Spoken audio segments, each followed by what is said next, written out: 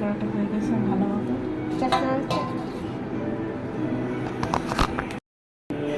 এখন আমসত্ত্বগুলো আমি প্লেটে সার্ভ করি।